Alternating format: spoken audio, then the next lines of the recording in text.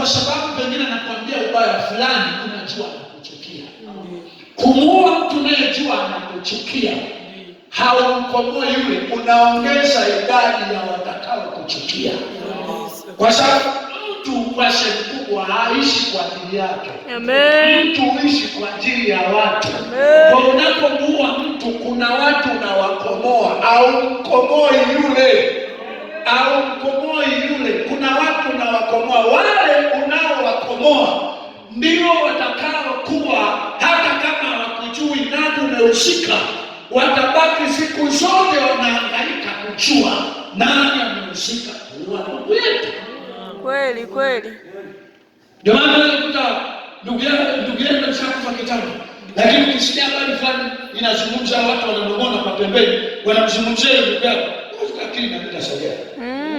Mwili unasogea, unataka usikie, kwa sababu hata kama alikufa miaka 40 80 iliyopita, kweli unataka ujue, pengine kuna taarifa utapata hapa nani alihusika. Amen. Hata kama inaonekana ni kufa kifo ambacho wanaita cha Mungu, lakini bado utajikuta unasogea, unataka kujua nani alihusika. Ndio. Jina la Bwana libarikiwe. Mungu wetu asifiwe.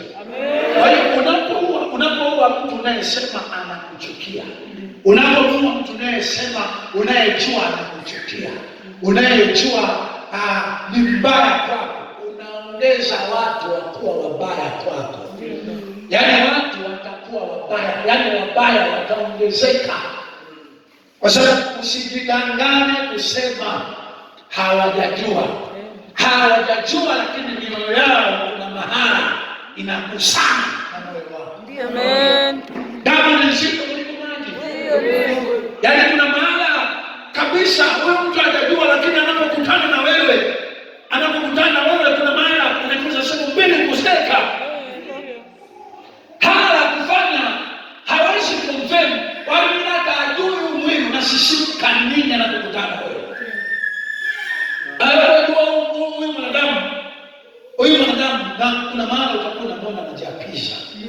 Kuna maana utakuwa unamwona anajiapiza, anasema ila aliyefanya hiki Mungu. Naam. Aliyetekeleza hili, Ndio. aliyehusika kwa hili, Mungu wewe. Unyoe mtu na huyo mtu anakutafuta. Kweli kweli. Na ulimuua mmoja aliyekuwa anaishi kwa ajili ya watu 200. Wale watu 200 wote wanakuchukia. Kweli kweli kweli. Wale wote 200 wanakuchukia. Bwana Yesu asifiwe. Amen. Kwa hiyo kwa kadri unavyoua, unayejua anakuchukia. Kwa kadri unavyoua, unayejua anakuchukia, ndivyo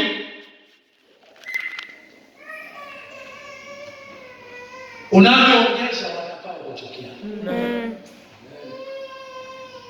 Ndio maana hawa na washauri hawa kwa sababu wanaoa watu wengine, tukiwa hivi tunatuliza mambo, tukiwa hivi tunaondoa kwenye kamdomo, unaongeza kwenye kamdomo. Unaongeza kwenye kamdomo, yaani tukiwa tupunguze kwenye kamdomo, wataondoka kwenye katika vitu. Huwezi kuzuia watu kulia. Kweli kweli kweli. Huwezi kuzuia watu kulalamika. Kweli. Kulia ndio pointi ya mwisho. Mtu akishakuwa na maumivu makali atalia tu. Sasa wewe, wanaolia, wanaolalamika, ukiwaita wanaondoa amani. Wanaolia, wanaolalamika, ukawaita wanakamdomo, na kuhakikishia anayekudanganya utaondoa kamdomo kwa wanaolia, anakudanganya vibaya.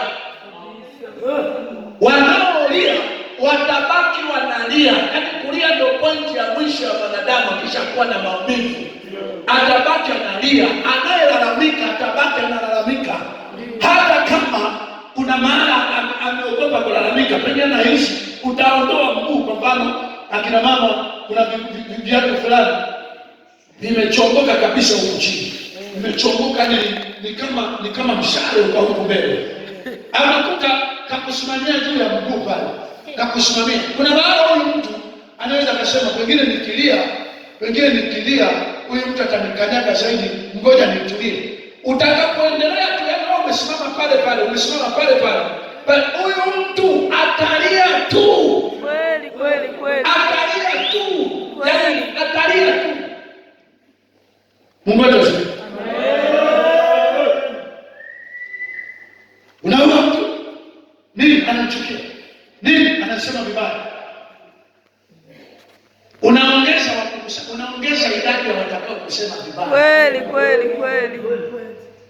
Kwa sababu watu hawatakubali kwamba kweli ule kwako kusema vibaya wewe zawadi ya kumpa kilikuwa kifo. Amen. Kwa kuchukia. Kwa hiyo